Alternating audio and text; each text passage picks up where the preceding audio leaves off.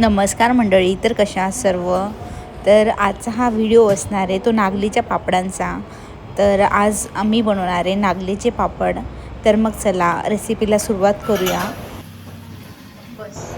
तर बघू शकता इकडे 7 किलो नागली मी आणून घेतली आहे आणि आता तिला आपल्याला पाण्याने स्वच्छ धुवून घ्यायची आहे, म्हणजे त्यातलं काय टरफलं वगैरे असेल ते निघून जाईल. परत माती वगैरे काय असेल किंवा कचरा असतो तो सर्व त्यातला निघून जाईल आणि नागली स्वच्छ होईल.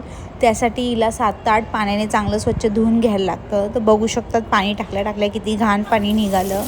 याचाच अर्थ नागलीमध्ये खूप सारा कचरा होता आणि तो आपण जेव्हा पाण्याने धुतो तेव्हाच निघून जातो.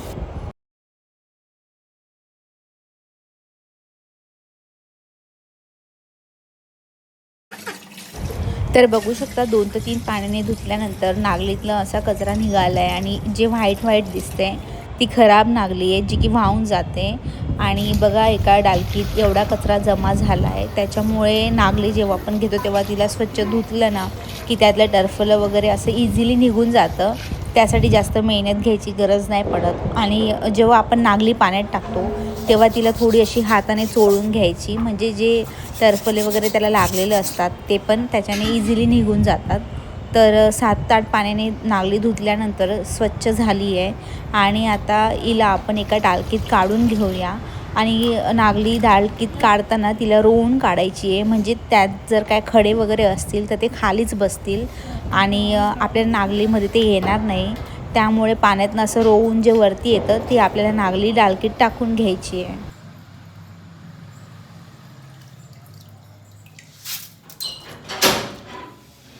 आता डालकीतच ठेवशील? हो ना, आणि तुला जावं लागेल बाहेर हवेमध्ये पटकन ठेवून मग रात्री भाज्याला पसरून ठेवी. कोरडे होईल तेव्हा तुला मोड येतील चिरून. अच्छा. हां, मोड आले पाहिजे ना.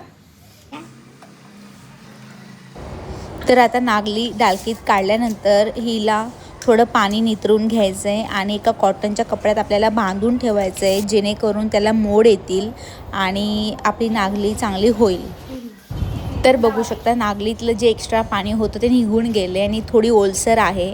आणि आता हिला मी कॉटनच्या कपड्यात रात्रभर बांधून ठेवणार आहे, म्हणजेच त्याला चांगले मोड येतील आणि आपले पापड छान होतील. हे किती उशीर बांधशील? हां, हे किती उशीर बांधणार? आता बघ काढले आपण 9 वाजता. आता किती 12 वाजता बांधतो.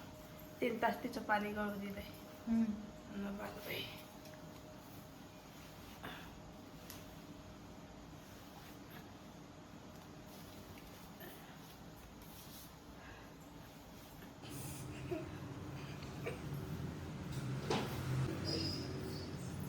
बघ ना किती छान मोड आले. बघ ना धरणा उगाणं किती सुंदर मोड आले तिला. मस्त फॅन चालू करतो. काही नाही असं बघ ना, म्हणजे एवढी उली होती ती ना, एवढ्या उलीला मोड येत नाही. पण हिला छान मोड आले. गरममुळे आले असेल. तर बघू शकता इकडे नागलीला मस्त छान व्हाईट कलरचे असे कोंब आले आहे आणि आपली नागली मस्त झाली आहे. आणि आता हिला पंख्याच्या हवेखाली आपल्याला थोडी सुकून घ्यायची आहे. हलकीशी सुकल्यानंतर हिला चक्कीत घेऊन जाऊन दळायचं आणि गाळून घ्यायची, म्हणजेच त्यातले टरफले बाजूला होतील आणि आपल्याला जे नागलीचे पापड करायचे त्याचं पीठ मिळेल. त्यानंतर इकडे मी मसाला घेऊन घेतला आहे नागलीचे पापड बनवण्यासाठी. इकडे मी त्यामध्ये टाकणारे बडीशोप, ओवा, जिरं, थोडंसं डिंक. त्यानंतर इकडे चुलीवर मी पातेलं ठेवून घेतलं आहे आणि थोडं त्यावर तेल टाकून घ्यायचं आहे, म्हणजेच पीठ खाली लागायला नको. आणि चुलीला आपल्याला चांगलं जाळ लावून घ्यायचं आहे, म्हणजेच पातेलं तापेल. त्यानंतर इकडे जो पिठात टाकायचा मसाला आहे तो मी दाखवून देते. सगळ्याला मी बारीक वाटून घेतलेला आहे आणि बघूया आता ह्यालाचं प्रमाण कसं घेतलं आहे ते.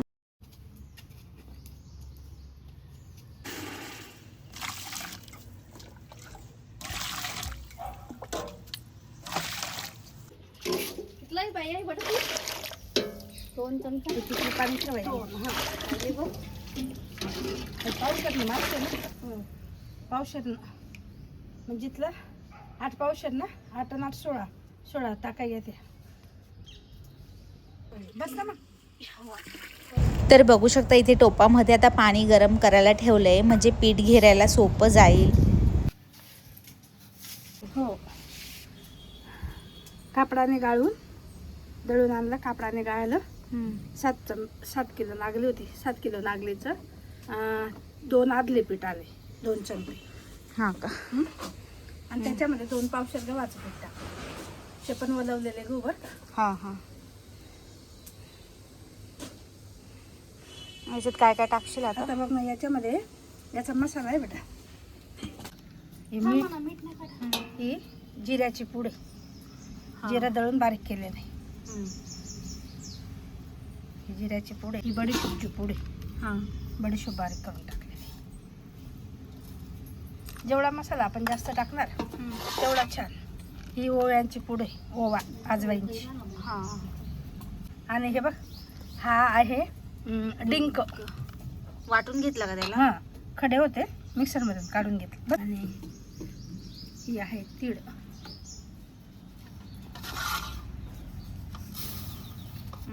तीळ जेवढी जास्त टाकली तेवढी चांगली असते. तीळ. हा, ही हिंग. त्या 2 पुड्या किलोली एक असते. नाही. त्याच्यात पण जिरे आहे. पापड मसाला आहे का? हा पापड मसाला. आता हे सगळं पिठात टाकून आता हे द्यायचं. सगळं इथे पिठात टाकणार आहे. बघ, पाणी उकळून ठेवलेलं आहे. आणि टाकून द्यायचं.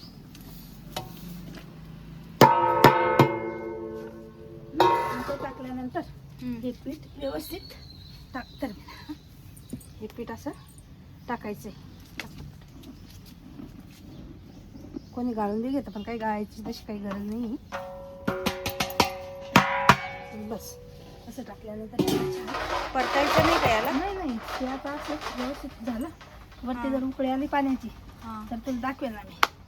ते छान होऊन जाईल. चौथं पाणी फिरून जाईल. किती वाजले किती? आपल्याला पण चौथं पाणी त्याच्यावर फिरून जाईल. दिसलं? याच्यात गाठ नाही पडणार का? गाठ नाही. थांबव बी. काय टाकू? किरीला मग पडेल ना थोडंसं. ते पीठ तसंच राहिलं, ते पाणी किरी राहील.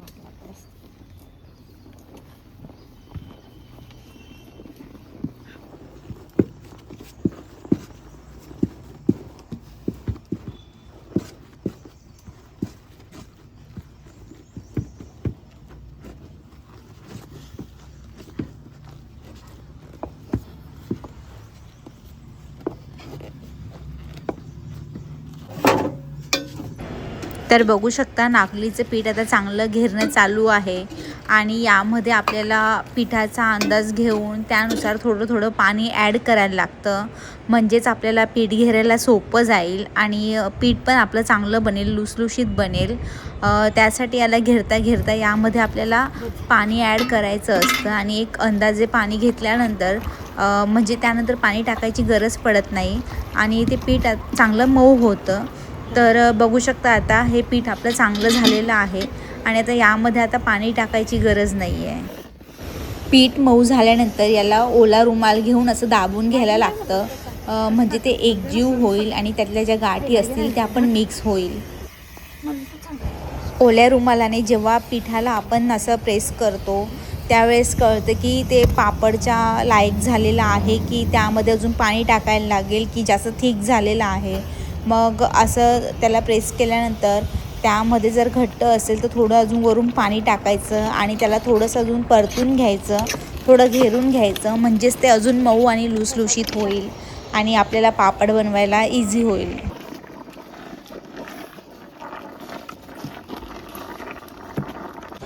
तर बघू शकता थोडं पाणी टाकून झाल्यानंतर आता पीठ किती लुसलुशीत आणि मऊ झालेलं आहे आणि आता याचे पापड मस्त बनतील.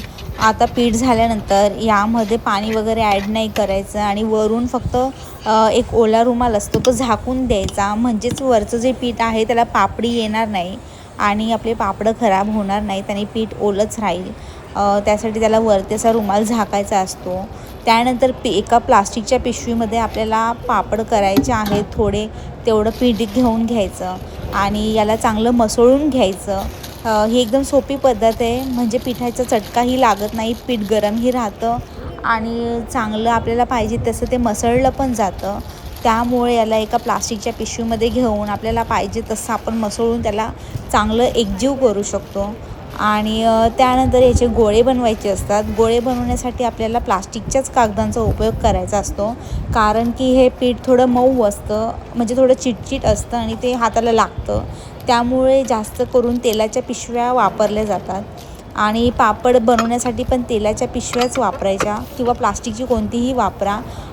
तर त्या गोल कापून मशिनीच्या आकाराच्या कापून ते ठेवायचं. त्यावर फक्त एक गोळा ठेवायचा आणि प्रेस करायचा आणि आपला पापड बनवून रेडी असतो.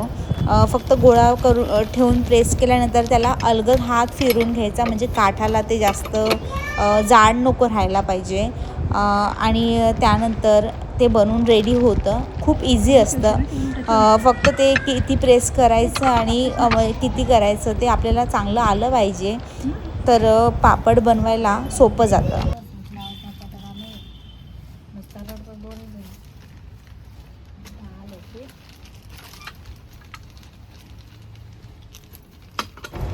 तर बघू शकता फटाफट प्रेस करून आपले पापड फटाफट बनत आहेत. हे पीठ थोडं मऊ असतं, त्यामुळे ते लाटून त्याचे पापड बनत नाही, म्हणून याला मशिनीचाच वापर करायला लागतो. तर बघू शकता पापडांचा कसा एकसारखा एक आकार आला आहे आणि सगळे पापड सारखेच दिसत आहेत. आणि ऊन पण चांगलं असल्याने आता हे फटाफट सुकतील. आणि आता हे जे पापड आहेत याला पण आपल्याला उलटवून घ्यायचं असतं, म्हणजे आपले पापड बनून रेडी होतात. तर आता इकडे आपले पापड सुकून एकदम रेडी झालेले आहे आणि आता ह्याने मी तळणार आहे. तर आता बघू शकता पापड जो आहे तो टाकल्यानंतर किती चांगला फुललेला आहे आणि चवीला पण खूप छान झालेला आहे आणि पापड किती मोठा झाला आहे तळून. तर तुम्हाला नागलीच्या पापडांची रेसिपी कशी वाटली, आवडली असेल तर लाईक आणि कमेंट करून नक्की कळवा. जर चॅनलवर नवीन असाल तर सबस्क्राईब करायला विसरू नका. थँक्यू.